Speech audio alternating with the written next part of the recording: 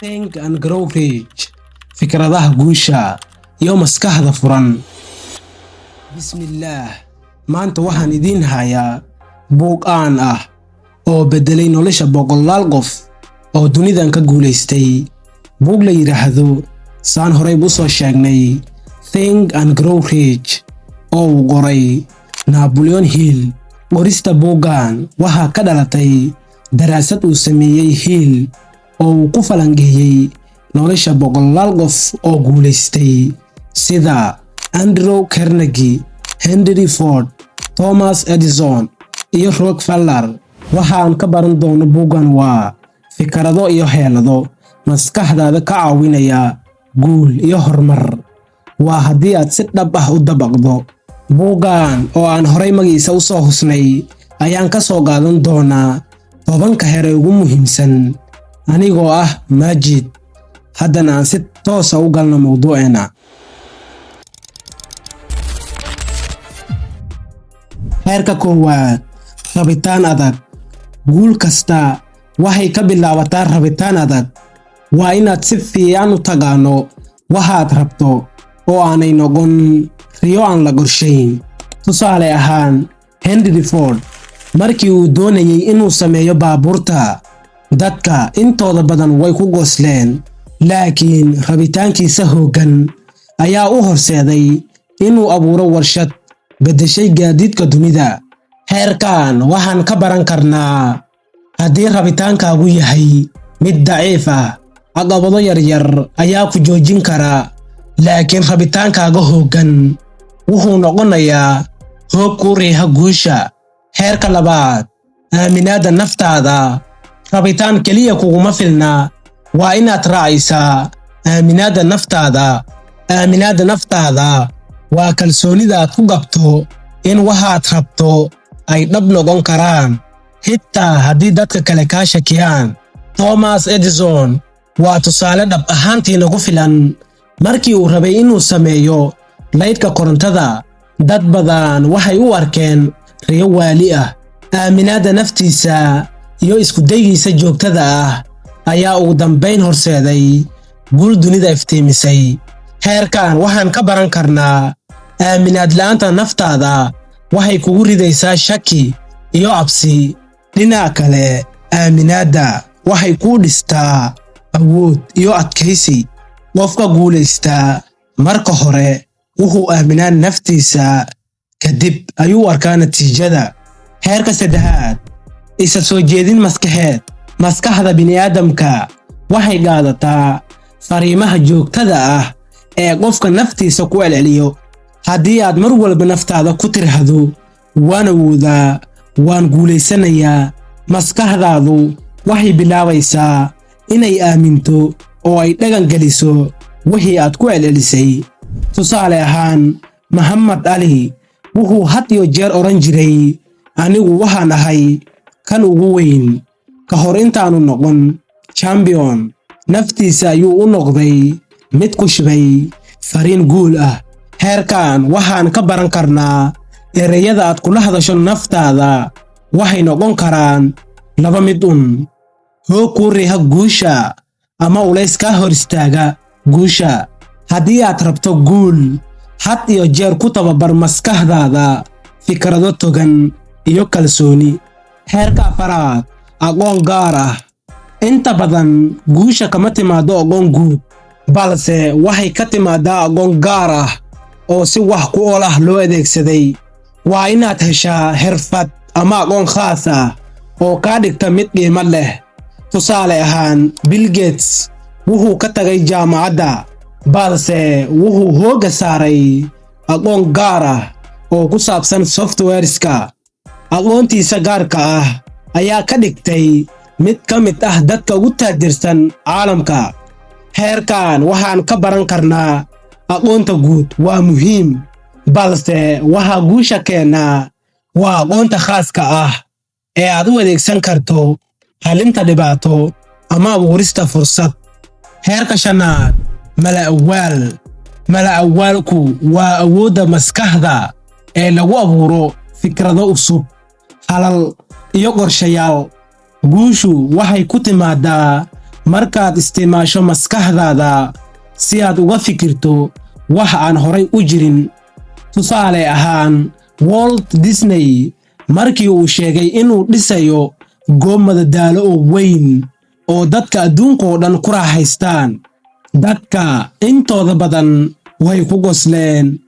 Laakiin mala-awaalkiisa ayaa dhashay Disneyland oo noqotay meel caalami ah oo caan ah.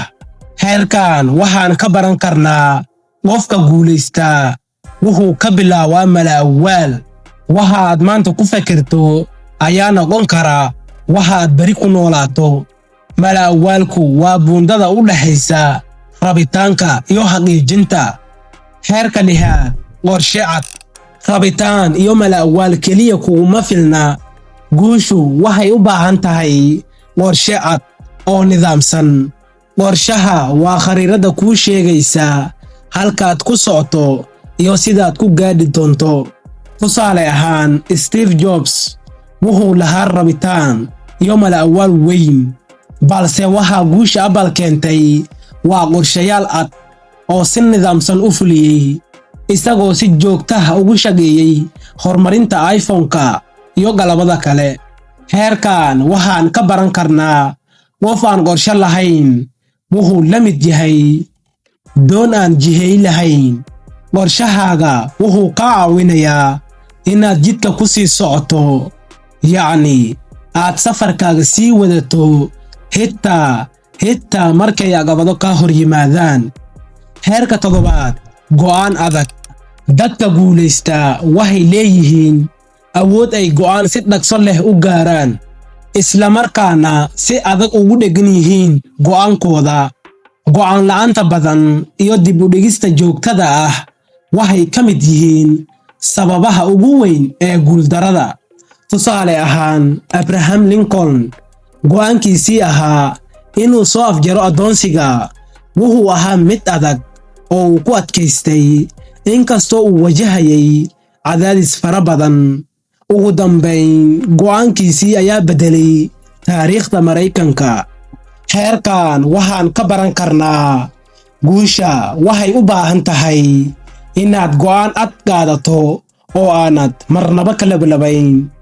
Haddii aad sugayso wakhtiga ku habboon, mar walba waad seegi doontaa. Kuna xisaabtan wax la dhahayo wakhtiga ku habboon marnaba ma jiraan. Heerka siddeedaad, adkaysi. Adkaysigu waa awoodda aad ku sii waddo dadaalkaaga xitaa markaad wajahdo caqabado, fashil ama dhaleecayn. Guushu inta badan waxay u timaadaa kuwaan isdhiibin. Nagu filan tusaalahan, Colonel Sanders, aasaasihii KFC, waxaa la diiday cunto karintiisa in ka badan 1000 jeer ka hor intaan la aqbalin. Adkaysigiisa ayaa ka dhigay mid ganacsi caalami ah yeeshay. Heerkan waxaan ka baran karnaa fashilka ugu badan wuxuu yimaadaa marka qofku ka tago dadaalka isagoo u dhow guusha. Adkaysigu waa furaha kaa caawinaya inaad guul gaarto halkii dadka kale ka daaleen. Yacni wixii dadka kale ka daaleen haddaad ku sii adkaysato, insha Allah guul waad gaari doontaa. Heerka sagaalaad, aqoon kooxeed. Hal qof keliya ma gaari karo guul weyn. Awoodda dhabta ah waxay timaadaa marka maskaxdaada lagu daro maskaxda dadka kale ee aqoonta iyo kartida leh. Tani waa waxa la yiraahdo mastermind group. Tusaale ahaan, Thomas Edison wuxuu lahaa koox aqoon-yahano iyo farsamayaqaano ah oo maskaxdooda isku daray. Isaga keliya ma ahayn hal-abuurka.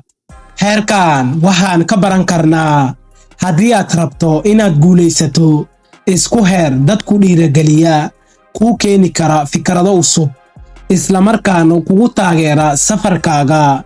Maskaxda badan oo midaysan ayaa ka xoog badan hal maskax oo keli ah.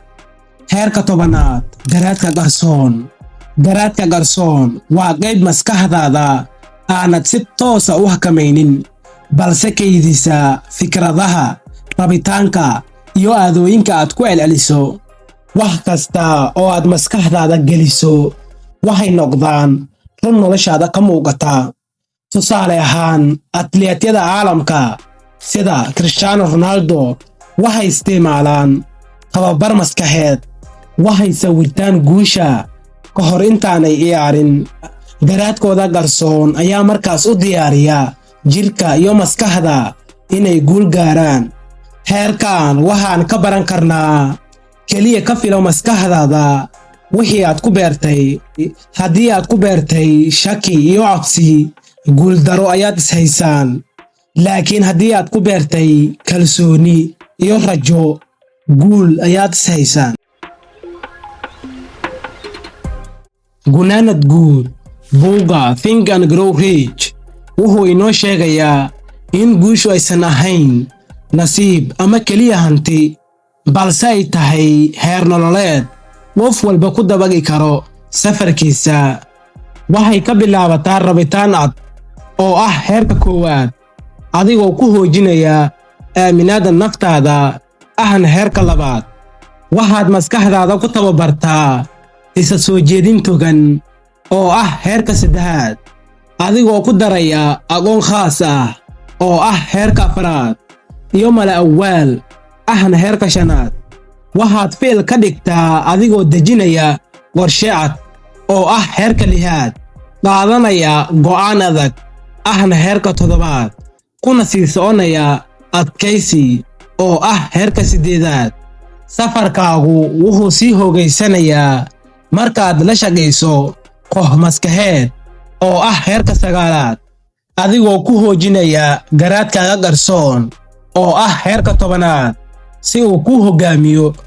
fariinta ugu weyn, guushu waa isku darka fikir, rabitaan, qorshe iyo adkaysi. qof kasta oo qaata heerkan wuxuu awood u leeyahay inuu riyadiisa ka dhigo xaqiiqo, xitaa haddii aad hadda ku jirto xaalad adag.